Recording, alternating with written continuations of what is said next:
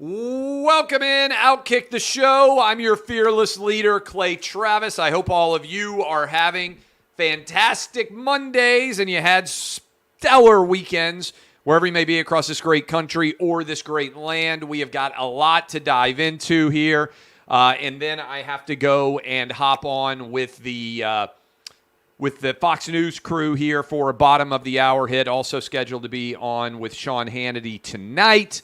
But college football playoff, TCU going up against Georgia. I'm on Georgia minus the points. Line is right around 12.5 or 13. I think the Bulldogs win by double digits. If I had to take the over or the under, I also would dive in on the over. Not 100% sold on how well the Georgia defense has played, either against LSU in the national championship game or certainly against Ohio State.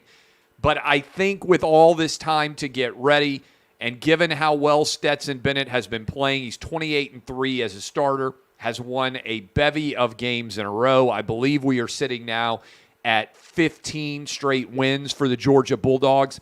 I think they make it 16-0, win their second straight national championship. I like Georgia to win big in tonight's final game of the college football calendar. So that is good news there. Looking forward to watching it. We'll certainly be breaking down everything surrounding this game from out in L.A.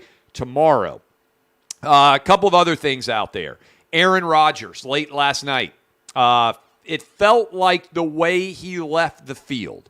You guys can correct me if you felt differently, but I put up a poll. Around 30,000 of you voted, and the vast majority of you believed that Aaron Rodgers was done in Green Bay. Now, this doesn't mean necessarily that he is done overall, because I think there's still a possibility, maybe even a probability, that he's going to play with someone in the future. But I feel like his tenure in Buffalo is done. It wouldn't even surprise me if he announced that he was going to retire in the short term before changing his name, changing his mind and moving on. By the way, breaking news literally coming down right now as we are speaking. Damar Hamlin has been released from the hospital and has returned to Buffalo. Again, breaking news that is happening right now. His doctors in Cincinnati are having a press conference as we speak. But the news that is out there, Damar Hamlin has been released less than a week. Remember, he had the issue on Monday Night Football. Less than a week since the incident actually happened. Remarkable recovery. Damar Hamlin has been released from the hospital in Cincinnati and has returned to Buffalo, which is an incredible thing, I would imagine, for the Buffalo Bills. And it brings to mind what I wanted to say. If you watched the games on Saturday and Sunday, as I did, Damar Hamlin, the scene in Buffalo, if you are a Bills fan, more power to you. If you're a casual football fan or you're a fan like me and your team has been eliminated from playoff contention, I don't see how you wouldn't at this point be rooting for the Buffalo Bills and Damar Hamlin.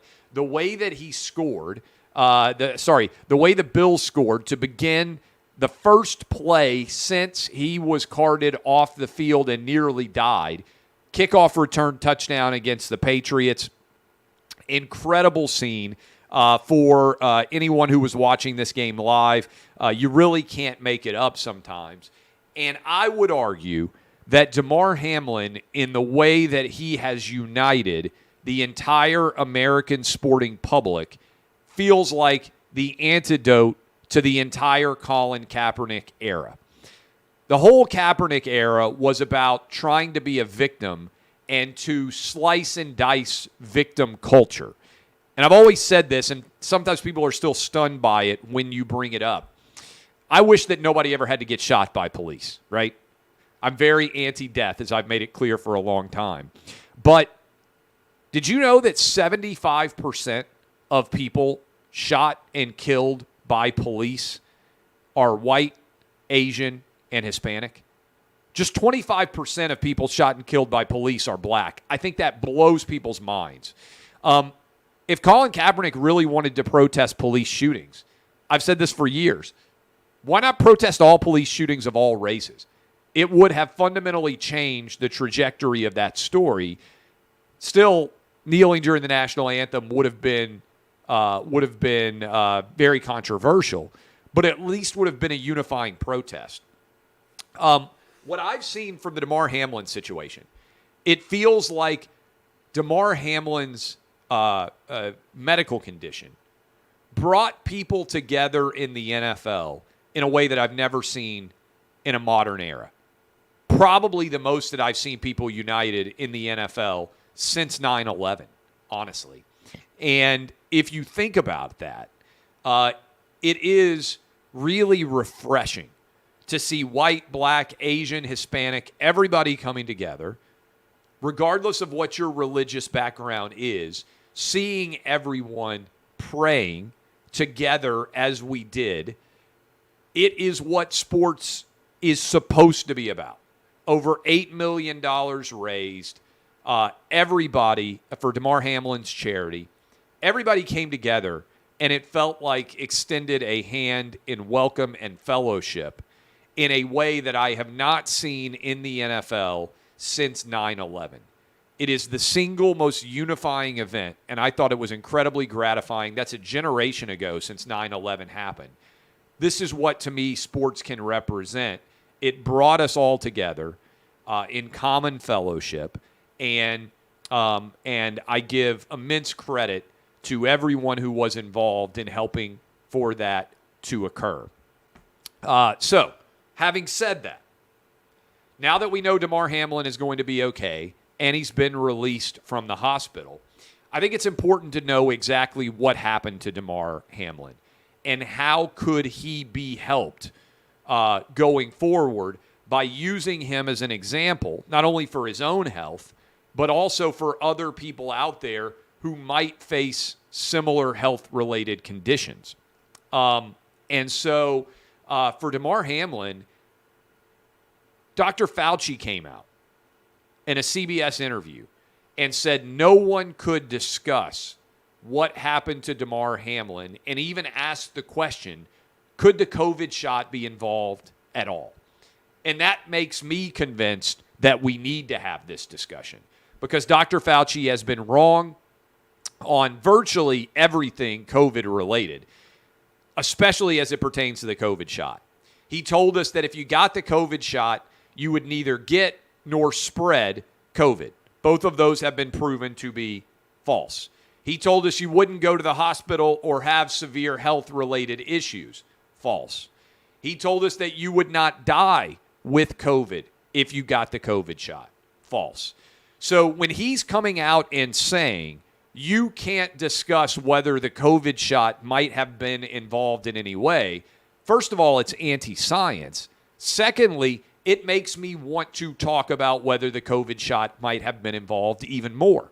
It's not crazy to say, wait a minute, we know that the COVID shot can cause myocarditis, heart-related issues in young, healthy people. I don't think it's a radical question to say, hey, could there be any connection to what happened to Damar Hamlin, something that we've never seen happen on the football field in generations, and the COVID shot? Is it possible that his heart was weakened by the COVID shot and he became more susceptible? I don't know, but those are questions that I would like to see investigated. Also, in the wake of Hank Gathers collapsing on the court in 1990, we went through and began to more vigorously test athletes to see whether they might have heart-related conditions. That is, we didn't want Hank Gathers' death to occur in vain. We wanted to learn from it. And there are probably people walking around today who are alive because of what we learned from the Hank Gathers incident. What can we similarly learn from the Damar Hamlin incident so that we prevent this from happening in the NFL, college, or high school ever again to the best of our abilities? All of these things, I think, are really important to investigate. And when Dr. Fauci or anyone else in a position of authority says to you, you can't ask these questions, you can't raise that as an issue, those are the questions that most need to be asked. And those are the issues that most need to be discussed. I don't know what the reason was why Damar Hamlin had this health outcome, but I do think this is an important discussion that we need to be having on a national level. And I don't think that Dr. Fauci should be able to shout down that conversation by saying it's unacceptable to discuss. And I would just say to everybody out there, anytime somebody says you can't ask that question, you can't have that discussion, those are oftentimes the most important discussions to have. That's what we've been being told about COVID for years. You couldn't question whether schools should shut down. You couldn't question whether vaccine mandates made sense. You couldn't question whether kids needed to wear masks. You couldn't question whether young people even needed to get the COVID shot. All of the data reflects that those are the exact debates we should have been happening. And the fact that we did not have them is a failure of our marketplace of ideas. A failure of our marketplace of ideas, which I'm going to dive into in a deep way tomorrow. As I am sitting right here, I'm going to leave this on the counter. You can see this, the White House COVID censorship machine.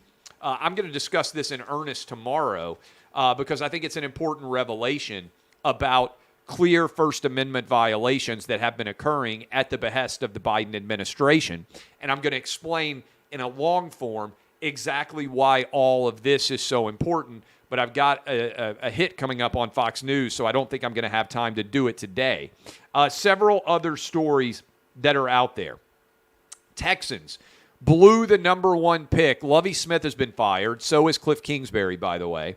But the Texans blew the number one pick. The Bears get it instead, thanks to their win over the Indianapolis Colts. A Hail Mary from Davis Mills, a 2-point conversion to win. I believe the final score was 32-31. Knocks the Texans now down to 2, elevates the Bears to 1. Presuming that the Bears are going to stay committed to Justin Fields, who will be in year 3 of his tenure as quarterback, there are going to be a massive amount of teams, I imagine, that will be interested in that number one overall pick if it makes sense to potentially that scenario. And so congratulations to the Bears. Why in the world would the Texans not have pulled their starters out and avoided finding a way to win that game? They still may get C.J. Stroud with the second pick, but if I'm the Texans, I would much rather have my choice. I think Bryce Young is going to be, if he can stay healthy, because he's not big, he doesn't weigh a lot of money, weigh a lot. I'm concerned about his durability, but when he's on the field, I think his performance is going to be very, very high level. And so if I'm the Texans, I would much rather have Bryce Young than theoretically C.J. Stroud or trading back. The Bears are going to get potentially a massive amount in exchange for this pick. It will be intriguing to see exactly how this goes going forward with the draft coming up in the near future. My Titans lost to the Jags. I think the Titans are going to have to rebuild. Congrats to Jacksonville for getting the win in that game. Brutal ending. I do think it was a fumble. I think it was very close, and I was surprised how quickly they reviewed that and called it a fumble. And I definitely think it would have been far more controversial if on that play, remember it was third down, if the Titans had recovered that fumble for a first down, the game's almost over, right? Because that would have been a clear first down if instead of going to a Jags player, if there had been a Titans player able to recover it. I think there would have been a lot of people out there asking what in the world happened that was ruled a fumble and that the Titans were able to benefit from that play. I think it's worth contemplating. Finally, and again, I'll have a deep discussion on the White House COVID censorship machine, the article from the Wall Street Journal. As well, I would encourage you to go listen to Tommy Lahren, who works at OutKick and was on the Clay and Buck show, and also encourage you to listen to her show coming up in the near future. a few hours from now, where she will be discussing the fact that the Biden administration was trying to censor her own personal health decision to not get the COVID shot. I've never been happier that I didn't get the COVID shot and that I kept my kids from getting the COVID shot as well. No one who is young and healthy needs it at all. But as we finish, tomorrow Prince Harry's book comes out. I will talk about this in more earnest tomorrow as well. But let me just leave you with this thought. Given how much attention is on Prince Harry and Meghan Markle, isn't it remarkable that they said they wanted to have no attention on them, and instead they now are receiving massive amounts of attention? It's almost like they're total hypocrites. Worth thinking about. I got to go get ready. I'll be on Martha McCallum in a few minutes here on Fox News, also scheduled to be on, I believe, with Sean Hannity tonight. I appreciate all of you.